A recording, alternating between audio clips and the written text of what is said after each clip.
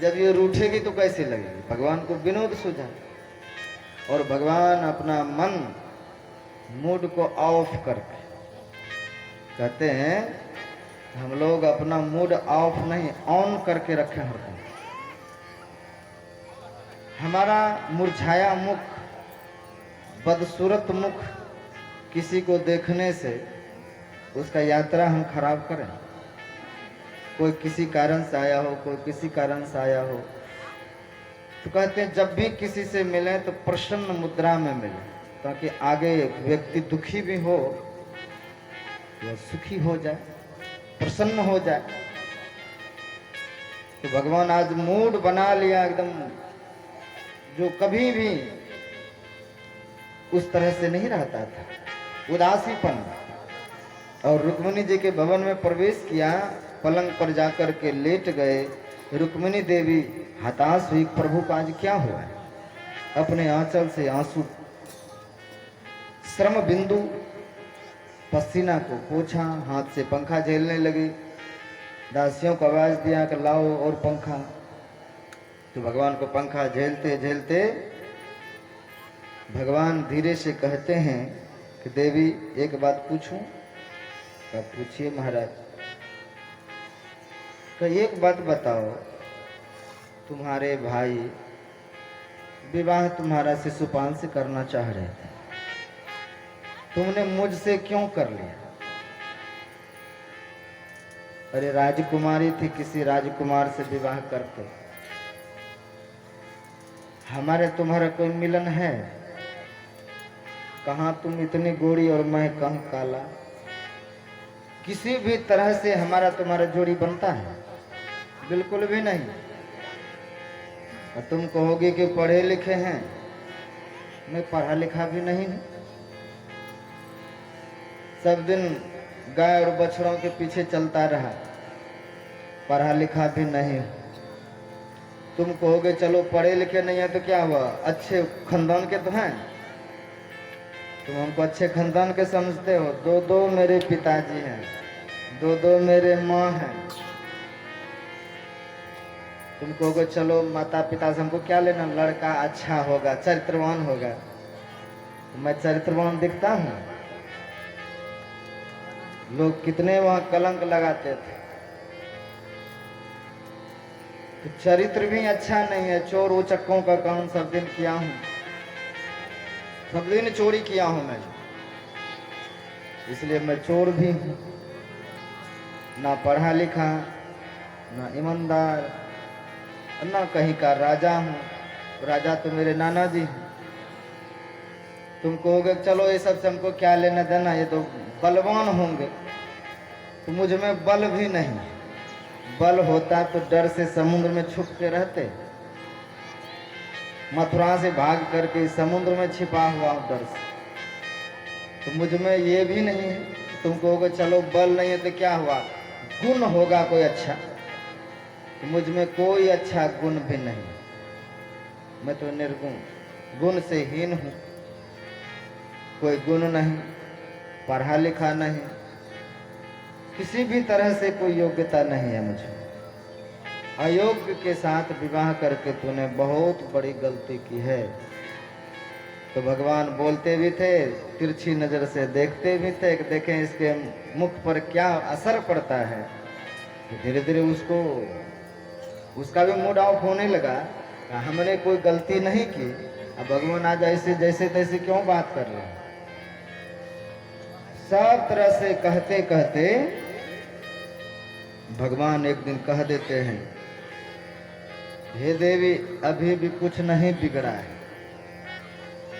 11 बच्चे की माँ है, तो कहते अभी भी कुछ नहीं बिगड़ा है देवी, बहुत से राजकुमार हैं, देख करके विवाह कर लो। इतना जब कहे तो रुक्मिणी देवी पंखा झेलते झेलते कब बेहोश हो गया पता नहीं। हराम से गिरा धरती पर। भगवान चतुर्भुज धारण करके तुरंत 2 हाथों से उठाते हैं, पानी का छींटा मारे, पंखा झेलते झेलते बहुत देर के बाद आंखें खोले। और जब आंख खुली तो भगवान कहते हैं देवी मैं तो मजाक कर रहा था, और मजाक मजाक में तुम इतना सीरियस हो जाते हो। मैं तो मजाक सिर्फ किया था। कहा प्रभु आपने मजाक ही मजाक में सब सत्य बात बोली। कहा सत्य में इसमें क्या बोला? कहा जो भी आप बातें बोले उसमें कोई भी झूठ नहीं है, सब सत्य है। आप बोले कि मेरा खानदान ठीक नहीं है, दो माता पिता है, प्रभु किसी में हिम्मत है कि आपका बाप बन सके? वो तो आप हैं जो पूरे मनुष्यों में जो श्रेष्ठ कर्म करने वाले होते हैं, ऐसे को आप अपना मानव एक भगत करना था। भक्ति के नाते पवित्र उत्तम पुरुष को देख करके आप लीला करने के हेतु पिता बना करके अवतरित होते हैं। आपको कौन बेटा बना सकता है? आप किसके बंधन में आ सकते हैं? तो आपने तो कृपा करके नंद बाबा वसुदेव के यहाँ पुत्र बन करके आए हैं। बाकी ये तो आपकी लीला मात्र है प्रभु। और आप कहते हैं कि मैं काला कलूटा हूँ, सुंदर नहीं हूँ। तो समुद्र में जब आप जाएंगे, चाहे कोसी में देखिएगा, जहाँ जितना गहरा पानी है वहाँ पर उतना ही नीलिमा लिए हुए दिखता है, नीलापन दिखेगा। छिछले पानी तो जैसे तैसे दिखता है। आकाश जो है, आकाश का अंत नहीं है, इसलिए आकाश नीला दिखता, गहरा, बहुत गहरा जो है वह नीलापन दिखता है। तो प्रभु आपका अंत कोई नहीं पा सकता है, अनंत है आप। आपकी सुंदरता के कारण ही कोई सुंदर है। कितनों सुंदर से सुंदर व्यक्ति है, अगर उनसे आप निकल जाएं तो उसकी सुंदरता कब तक रहेगी? आपके कारण ही सब सुंदर है, आपके कारण ही सब बुद्धिमान है। और कहते हैं मैं पढ़ा लिखा नहीं, जाके सांस सहस सुरत चारी, सो प्रभु पढ़े क्या अचरज भारी। जिसका सांस लेना है चारों वेद है, सांस छोड़ना है चारों वेद है, और वह पढ़ने जाए तो ये बड़े ही अचरज की बात है। आपको पढ़ने की क्या आवश्यकता है? आपके स्मरण करने वाले ध्रुव प्रहलाद भी तो पढ़े नहीं थे। आपकी कृपा से मूगम करोति वाचालम, जब आपके कृपा से मूर्ख विद्वान बन जाता है, आप तो सबके स्रोत हैं। और कहते हैं कि मेरे में बल नहीं है, आपके बल से ही सब बली है। चाहे वो यमराज हो, चाहे और कोई हो, आपके बल से ही वो बलवान है। आप कह रहे हैं कि मुझ में कोई गुण नहीं है। गुण तो इन मनुष्यों में होता है, आप में गुण क्यों रहेगा? मनुष्य में गुण होता है। आप गुणातीत हैं। परमात्मा कैसा है? गो गुण विषय पंच पार, उसमें कोई गुण ही नहीं है। त्रिगुणातीतम ब्रह्मानंदम परम सुखदम केवलम ज्ञान मूर्ति, द्वंद्वातीतम गगन सदृशम तत्वमस्यादि लक्ष्यम, एकम नित्यम विमलमचलम सर्वदिशाक्षी भूतम, भावातीतम त्रैगुण रहितम सद्गुरुम तम नमामि। जो त्रिगुण रहित है, उसमें तीनों में से एक भी गुण नहीं है।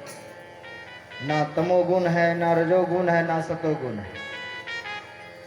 तो इन गुण से तो हम मनुष्य बंधे हुए हैं, तमोगुण से बंधे हुए, तमोगुण की डोर से बंधे हुए हैं, इसलिए कामी क्रोधी लालची हो जाते हैं। रजोगुण से बंधे हुए हैं, इसलिए संसार की महत्वाकांक्षा है। शतोगुण से बंधे हुए हैं, इसलिए कभी कभी धूप अगरबत्ती भी करने का मन करता है।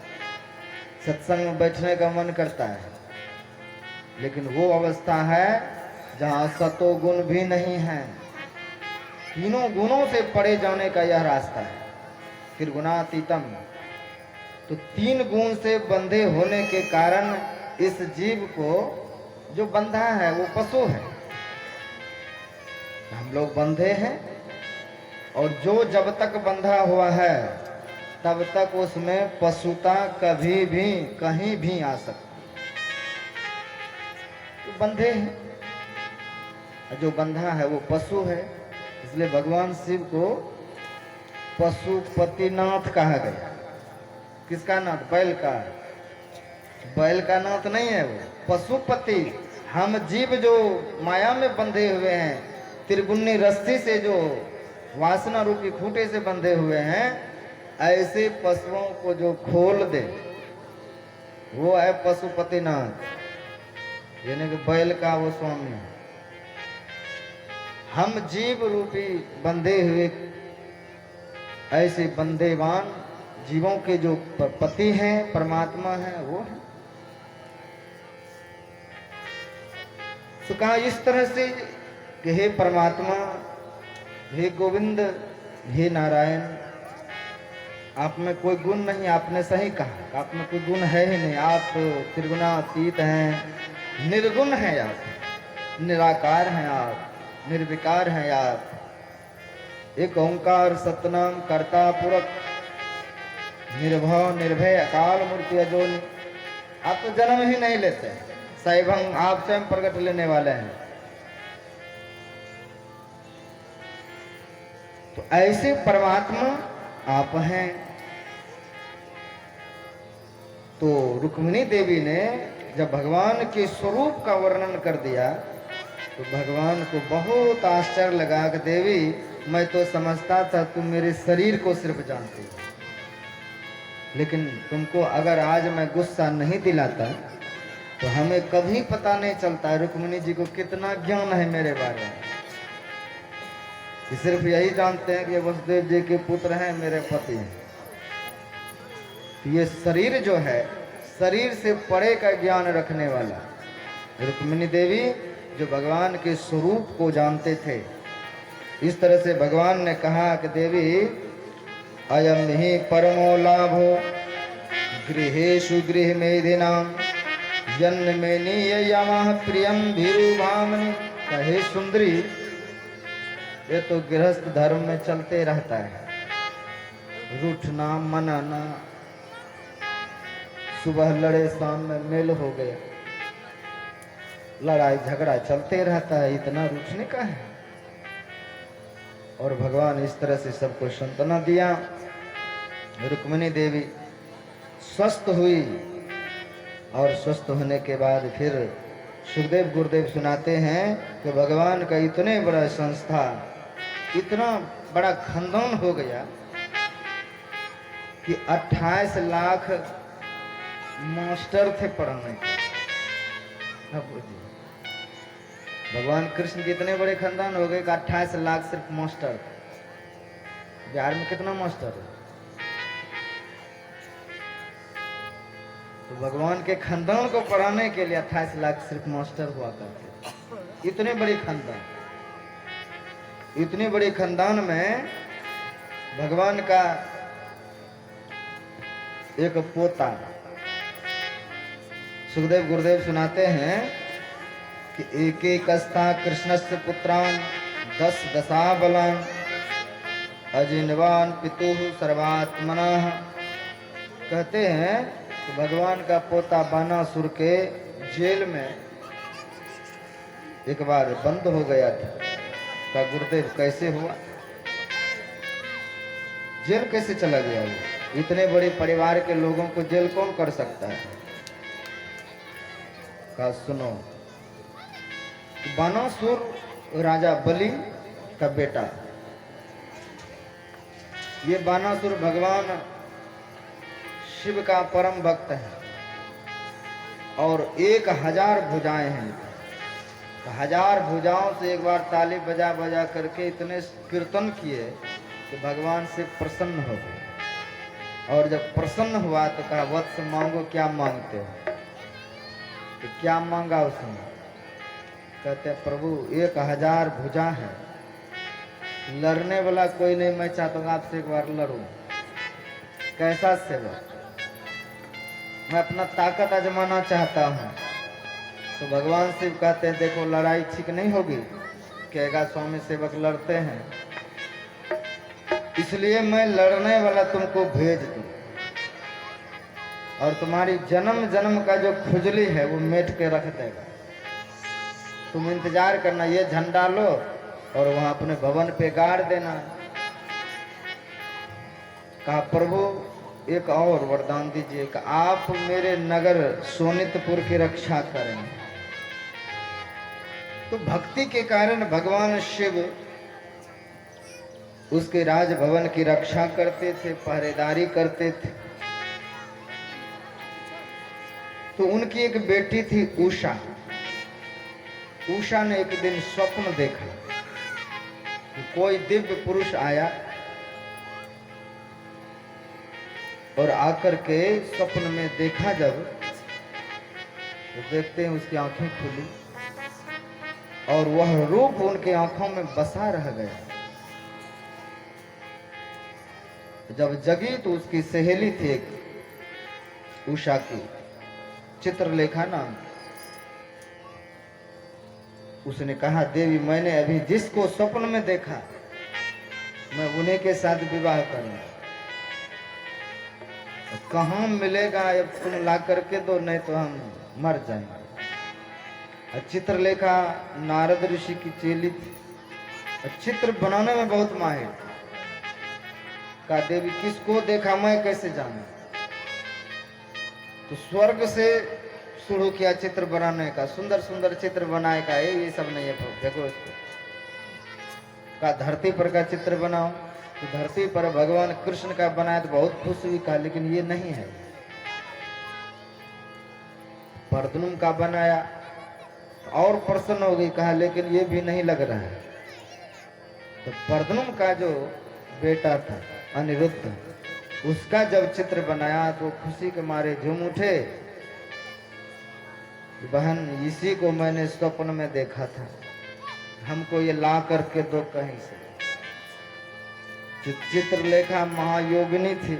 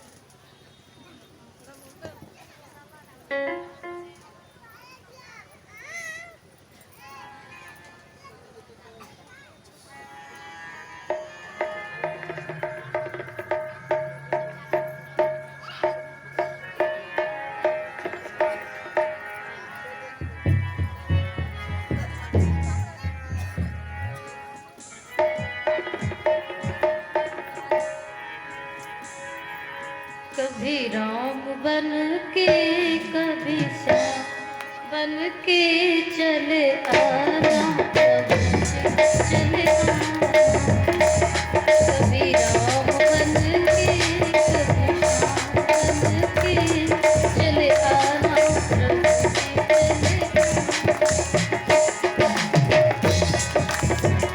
जय हो।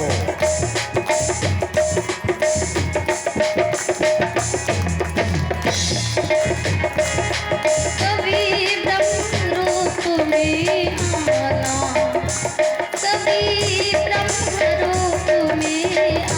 बस साथ लेके बिना हाथ लेके चले आना प्रभु जी चले आना सरस्वती साथ लेके बिना हाथ लेके चले आना प्रभु जी चले आना कभी राम बन के कभी श्याम बन के चले आना प्रभु जी चले आना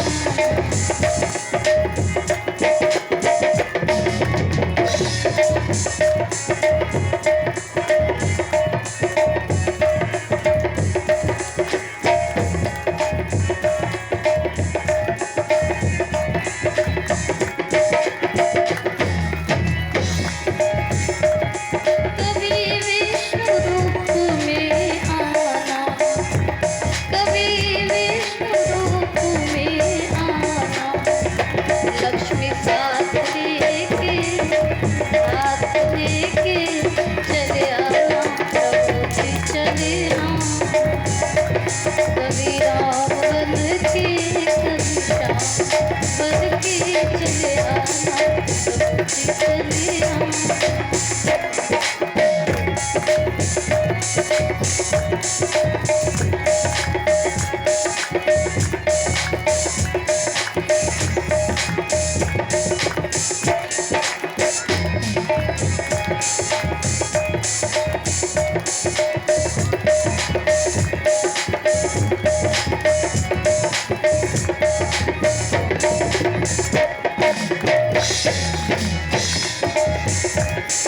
कभी शिव के रूप में आना कभी शिव के रूप में आना तोरा साथ लेके त्रिशूल हाथ लेके चले आना प्रभु जी चले आना तोरा साथ लेके त्रिशूल हाथ लेके चले आना प्रभु जी चले आना कभी राम बन के कभी श्याम बन के चले